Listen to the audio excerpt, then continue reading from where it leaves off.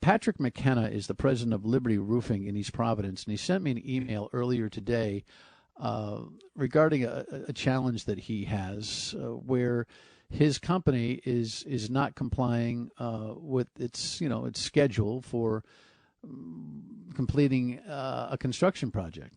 And he might be getting into a little bit of a legal entanglement with the construction project because obviously he's a subcontractor for this. And is trying to get some clarification on whether or not he's got legal liability and the like. And Patrick, are you with me on the line? Yes, Dan. Hi. So we tried to submit a question to the governor today to ask about the definition of essential construction. And for some reason, the governor, Margie O'Brien, or maybe we sent it the wrong way, although we got confirmation that we sent it. So I don't know why it didn't make the press conference, but so far we're over on that one. So I'm going to do everything I can to get an answer for you. But before I do, lay out what your issue is. But just do me a favor, don't mention your construction partner there by name. No, of course not. And they're all great companies. And the problem is they have their hands tied because, there's schedules and there's liquidated damages. So, for instance, if you're doing a project and you sign a contract that it's supposed to start in a certain day and you're supposed to be finished by a certain date. And the owner will impose liquidated damages if you go beyond that. And so what's going on is they can still instill it. And so now if it's due to someone else, then the liquidated damages go on to that subcontractor. But, I mean, the problem is they are deeming construction essential. And I think what they meant was hospitals, if there's a roof leak in a hospital or police station. Let's do this. Let's reverse for a second because we're kind of in the middle of our own sandwich based on your email. Tell me, you're a roofing company. You're a subcontractor to a project. What is the nature of the project? It's just the rehabilitation of a building. So there's nobody living in it. It was not occupied before. There's no critical element of it getting finished at any time, other than for convenience. So we're having one of those bad phone line names. For some reason, there's a little delay, and I apologize. So it's one of those things where it's on your list of projects. That's it. But it's not like you're building a hospital or an emergency facility. So you notified that you notified the main contractor that you were going to abide by COVID-19. Yes, we have private customers also. Everybody was fine, but there's a couple that we're having a hard time with. There is no way that we can practice social distancing of 6 feet. We work in teams, so we do commercial projects that are like flat roofs on a building. We also do residential, pitched shingle roofs. There's no way that we could do anything and stay 6 feet apart from each other. Not only that, we can't even obtain any PPE. So are we now supposed to divert masks from hospitals to use on construction sites? That it just doesn't make any sense. So there's nothing that I can do to ensure the safety of my employees or anybody they can come in contact with.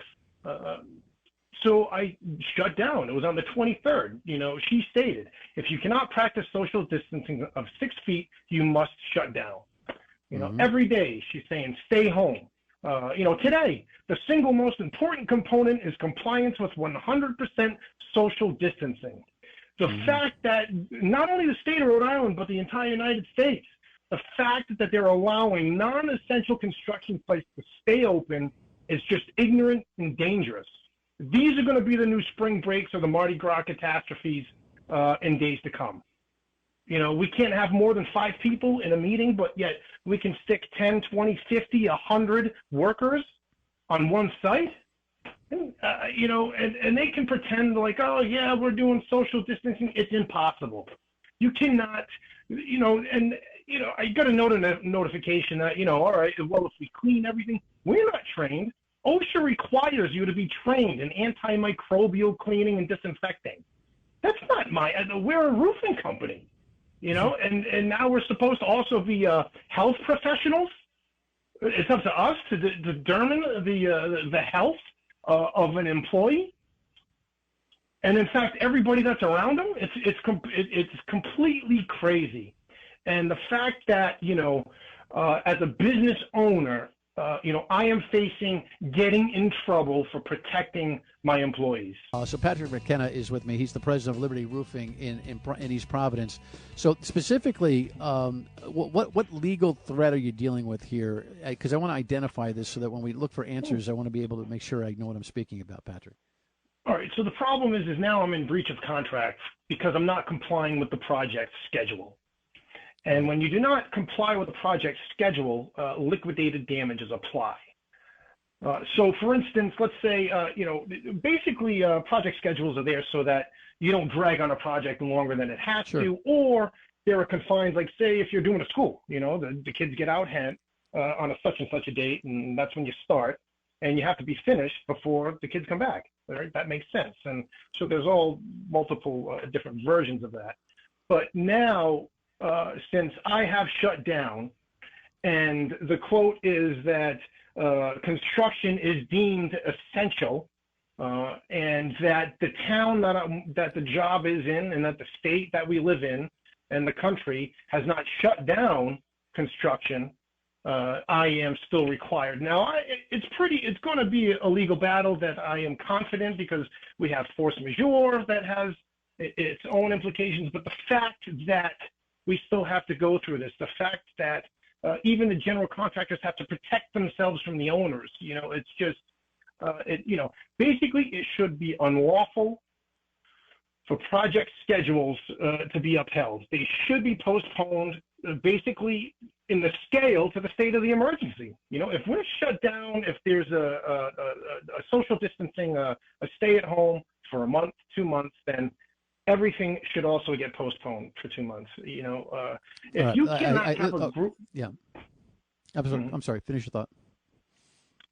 But, and then the fact that imposing liquidated damages, if rent's being forgiven, loans are not going to be forgiven, but they're all going to be postponed. Everything, I don't know, basically, businesses on a whole, whether you're a subcontractor or working for a private owner or whatever you're doing, or even, there's federal contracts, there's municipal state contracts that also have the same terms that people can get in trouble with because they're shutting down and being responsible.